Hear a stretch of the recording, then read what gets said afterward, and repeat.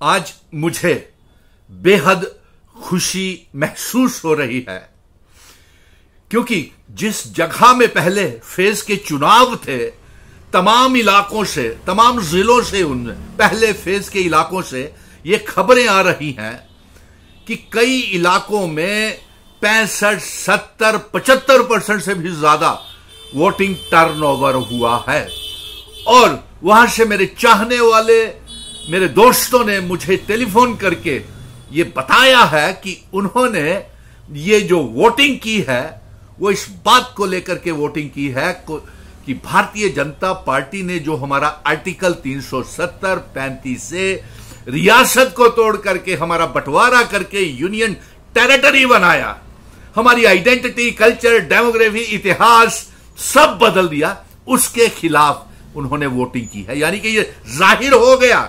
कि ये जो चुनाव हो रहे हैं इसमें प्रधानमंत्री जी भी डोडा, किश्तवाड़, भदरवा, पुंछ, राजौरी का अमित शाह भी दौरे करके आए, लेकिन उनके दौरों का भी कोई असर नहीं हुआ। और ये चुनाव रिकॉर्ड टर्नओवर वोटिंग 75% तक भी देखने को मिली है। और ये वोटिंग, दूसरा, ये वोट पार्टी के खिलाफ वोट डाले हैं क्योंकि इन्होंने हमें धोखा दिया, हमारा दरबार मुंह बंद किया, हमें बेरोजगार किया, हमारे सिलेक्टेड लिस्ट में स्कैम्स, घपले किए, पीएचई, पीडीडी, पीडब्ल्यूडी के डेली वेजेस, रहबरे खेल, जंगलात, सेहत, एसपीओ,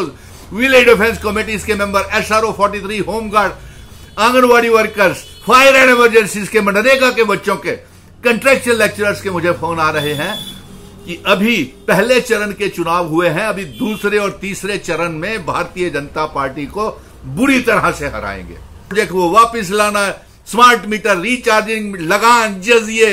जो तुगलकी फरमान, फतवे इन्होंने जारी, प्यार जिसे आशीर्वाद दिया, वो आज रंग लाता हुआ नजर आ रहा है मेरे भाइयों। इसलिए मैं कहूंगा कि दूसरे फेज के, तीसरे फेज के चुनावों में भी जिन लोगों, यानी कि ये साफ हो गया है आज पहले चरण में, और जम्मू कश्मीर में कोई मोदी लहर नहीं है, ये आज साबित हो गया। इसलिए ये वोटिंग टर्नओवर बनाए रखना, और दूसरे और तीसरे चरण में भी जो चुनाव होंगे वो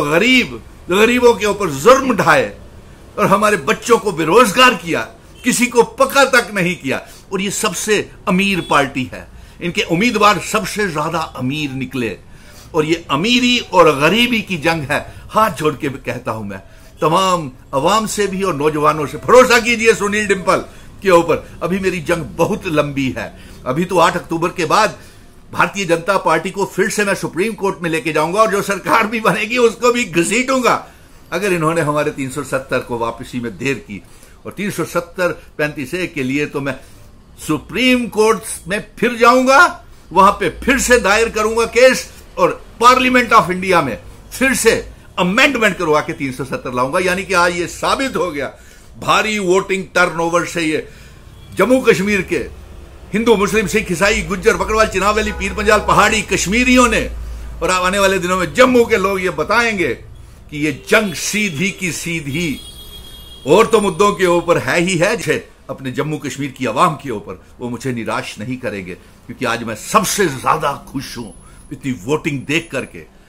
और इतना ये देख करके कि भारतीय जनता पार्टी, ये भी खबरें आ रही हैं कि भारतीय जनता पार्टी के कार्यकर्ताओं को, उम्मीदवारों को अवाम नकार रही है। धन्यवाद, जय हिंद।